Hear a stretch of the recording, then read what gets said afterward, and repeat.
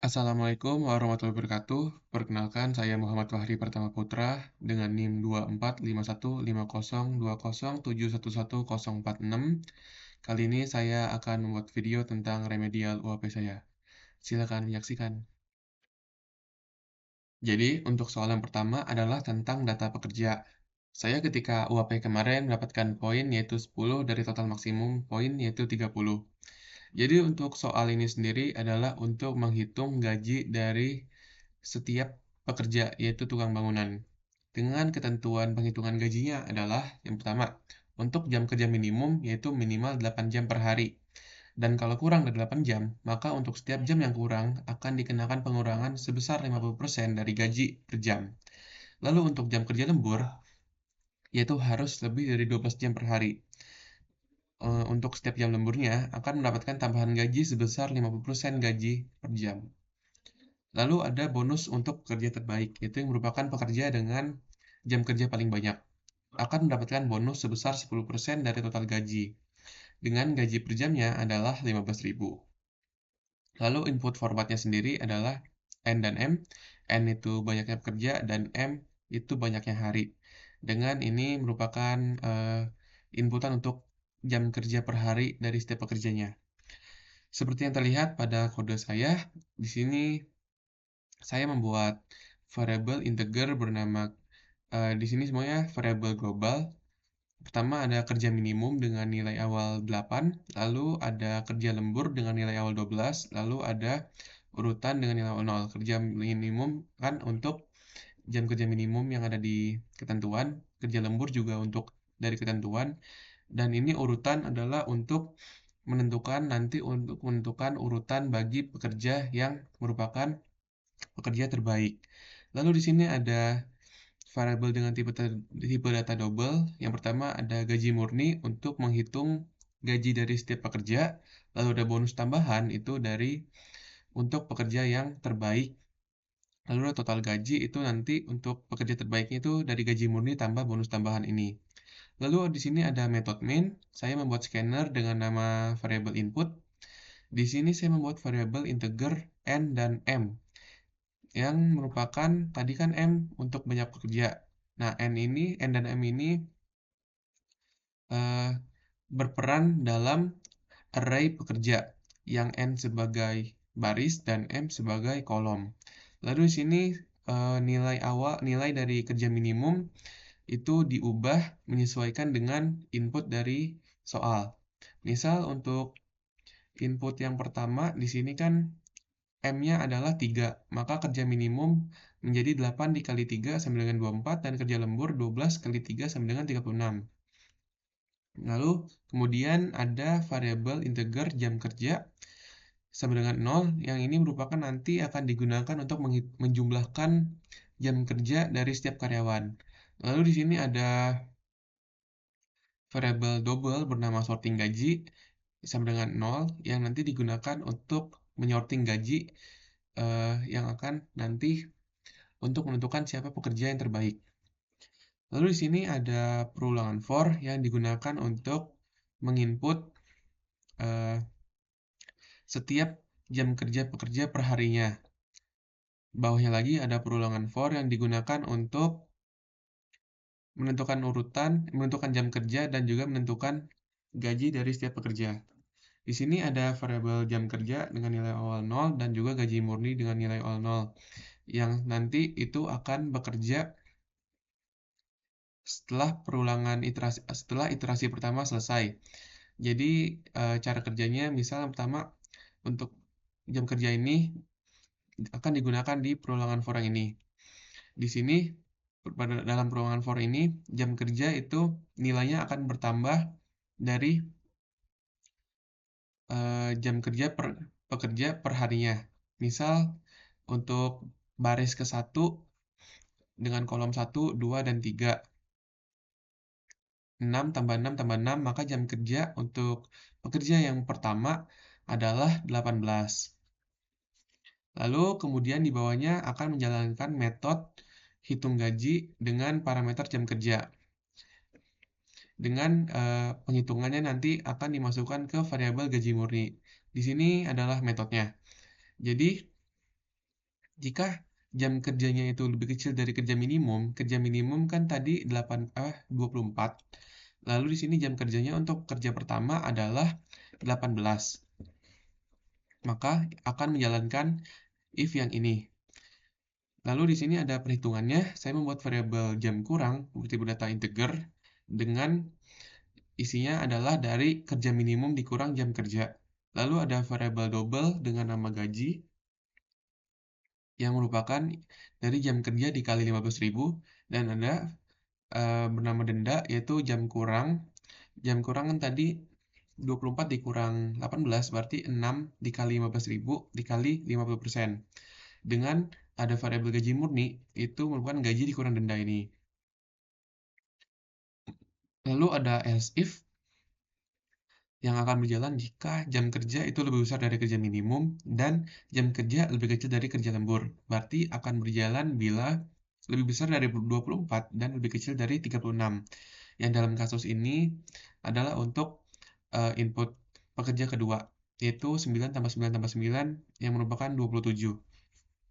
Hitungannya hanya jam kerja dikali 15.000 lalu dimasukkan ke variabel gaji dan kemudian gaji murni adalah hasil dari gaji.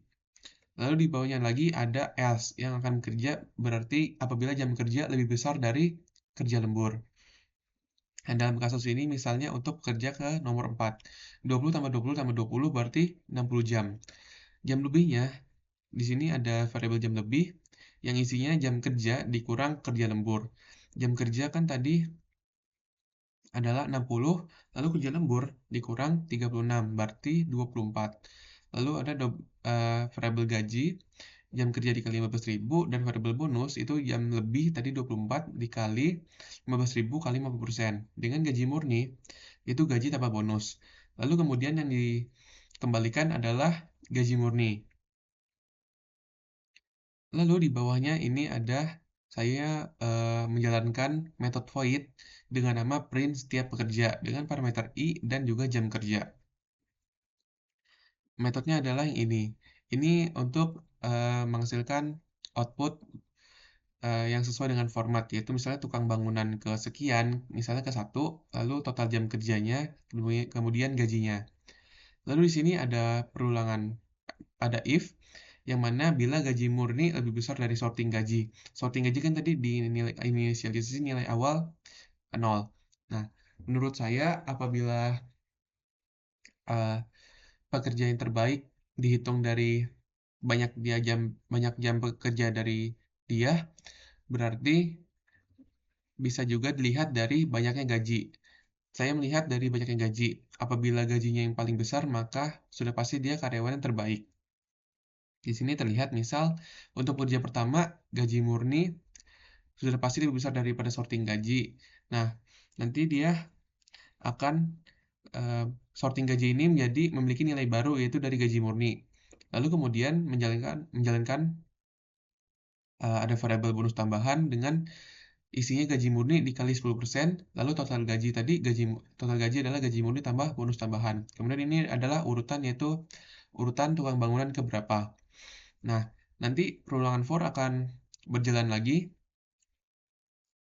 dengan jam kerja dan gaji murni itu inisialisasi 0 lagi. Bisa dibilang kayak biar pas penghitungan for yang ini dia nggak ketambah dari nilai sebelumnya. Lalu di bawahnya ada print pekerja terbaik, yaitu untuk print menghasilkan output yang sesuai dengan format. Itu pekerja terbaik, tukang bangunan kesekian, bonus tambahannya berapa, lalu total gajinya jadi berapa. Misalnya menggunakan sampel output yang pertama dengan M sama dengan 4, M sama dengan 3, 6, 6, 6, 9, 9, 9, 15, 15, 15, 20, 20, 20. Seperti yang terlihat, maka sampel outputnya sudah sama seperti yang diminta soal. Oke, baik. Sekian untuk nomor 1. Oh ya, kesalahan saya pada UAP kemarin juga adalah karena saya bingung menentukan urutan untuk pekerja yang terbaik. Dan saya memilih algoritma seperti ini karena menurut saya lebih mudah bagi saya. Jadi yang selanjutnya adalah soal tentang rotasi matriks. Saya ketika UAP kemarin belum sempat mengerjakan soal ini sehingga saya mendapatkan poin 0 dari total poin yaitu 30. Soal ini sendiri yaitu tentang rotasi matriks dua dimensi dan yang akan diputar searah jarum jam sebanyak k kali. Jadi di sini ada dua input format. Yang pertama N itu untuk banyak kolom dan baris, dan K itu berapa banyak nanti diputar. Di sini di saya membuat scanner dengan nama variable input, lalu ada variable N dan K berdata integer. Lalu di sini ada variabel baru bernama banyak rotasi yang isinya adalah K di modul 4. Ini karena rotasi dalam sekali putaran itu adalah 360 derajat dan sekali putar itu 90 derajat, berarti sebenarnya dia hanya berputar sebanyak 4 kali dan setelah 4 kali itu ntar dia balik ke posisi awal. Makanya tinggal K di modulo 4 biar diputar sebanyak sisanya aja. Lalu di sini saya membuat matriks dua dimensi dengan banyak baris sebanyak n dan banyak kolom sebanyak n. Lalu di sini di bawahnya saya membuat perulangan for yang digunakan untuk menginput isi dari matriks tersebut. Lalu selanjutnya ada for juga yang digunakan untuk berapa banyak kali akan melakukan rotasi. Lalu di sini nilai variabel matriks nilainya akan berubah dengan menjalankan metode rotasi dengan parameter matriks dan n. Metodenya adalah yang di bawah ini. Jadi metode rotasi ini dengan parameter array matrix, array dua dimensi matriks dan integer n. Di dalamnya saya membuat array baru berdua dimensi bernama matriks putar dengan banyak baris sebanyak n dan banyak kolom sebanyak n juga. Lalu di bawahnya ada perulangan for. Di sini ada matriks putar baris ke J, kolom ke n min 1 min I sama dengan matriks ke I, kolom matriks baris ke I, kolom ke J. Ini contohnya misal yang di sini sampel inputnya di sini 1 kan ada di awal, berarti kan dia di matriks ini berarti di posisinya tuh baris ke 0, indeks I-nya itu 0, terus kolom ke 0, J-nya juga sama 0 kan berarti. Nah, dia nanti bakal ada dinilai jadi nilai di matriks putar untuk kolom ke tadi kan J-nya 0. Berarti dia jadi baris ke 0, terus dia jadi pindah ke N min 1 min I. Jadi N tadi kan 3, dikurang 1 jadi 2, dikurang satunya karena masih 0, jadi dia jadi di kolom ke-2. Makanya dia di sampel outputnya, dia I-nya ada di sini. Satunya ada di sini, maaf. 7 ini ada di I0J0, 4 ini I0J1, terus 1 ini J0 I2. Lalu dari metode rotasi ini yang di return adalah matriks putarnya ini. Nah, kemudian di sini ada perulangan for yang saya gunakan untuk menghasilkan output yang sesuai menghasilkan output dari matriks agar juga sesuai dari output dari permintaan output format sini. Contohnya seperti ini. Misal n adalah 3 dan k adalah 1, 1, 2, 3, 4, 5, 6, 7, 8, 9. Nah, bisa dilihat outputnya sudah sesuai dengan yang diminta dari soal. Untuk nomor 2, sekian.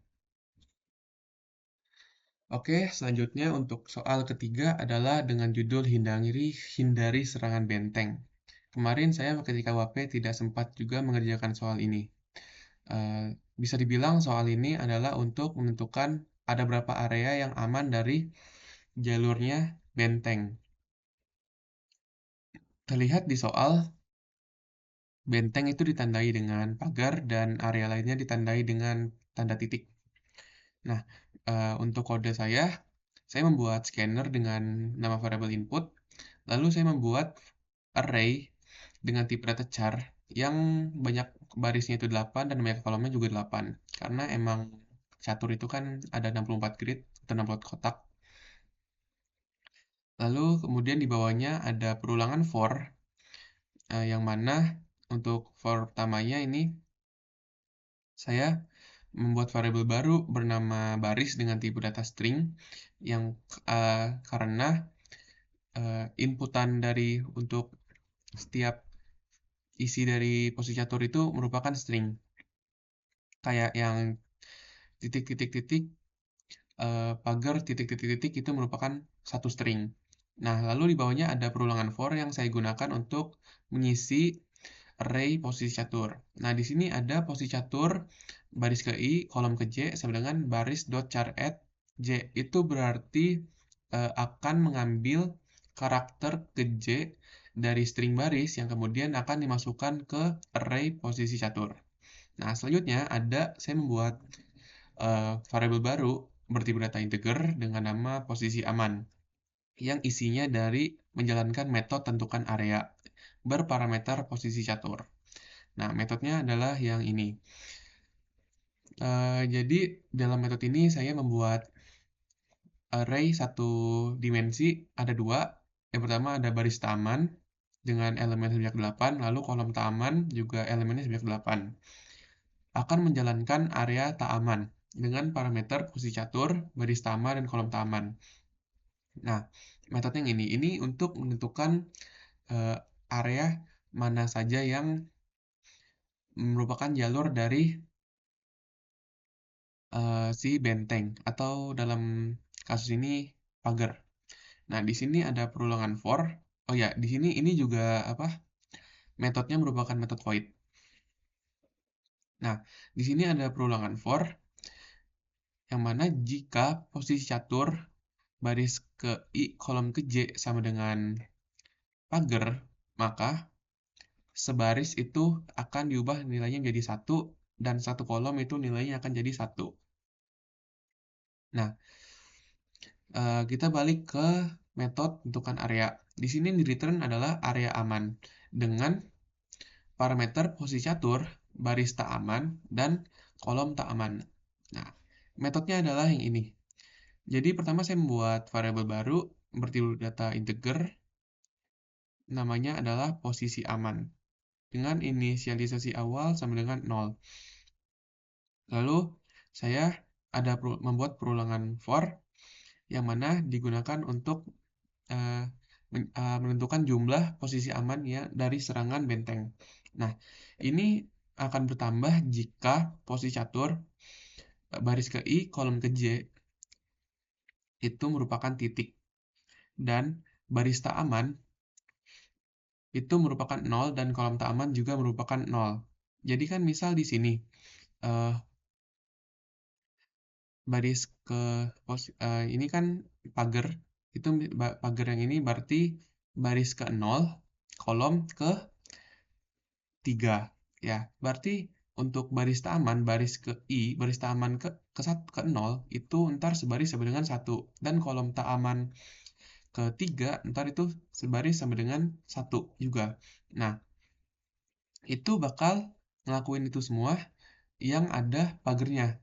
Nah, kebetulan yang nggak kena pagar, nggak kena jalur pagar atau tetap 0 itu ada di 6,6, 6,7, 7,6, sama 7,7. Makanya di sini ngejalanin ini, ngejalanin yang if ini, ada posisi amannya sama dengan 4. Nah, yang di return adalah posisi aman. Balik lagi ke atas, saya yang saya print adalah dari posisi aman. Nah, contoh, jadi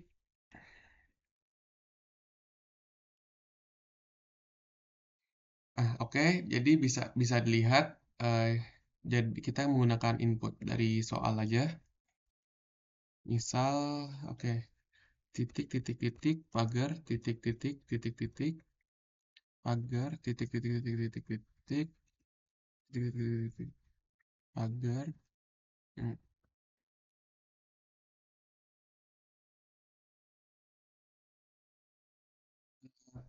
titik, ya, titik, pagar, titik.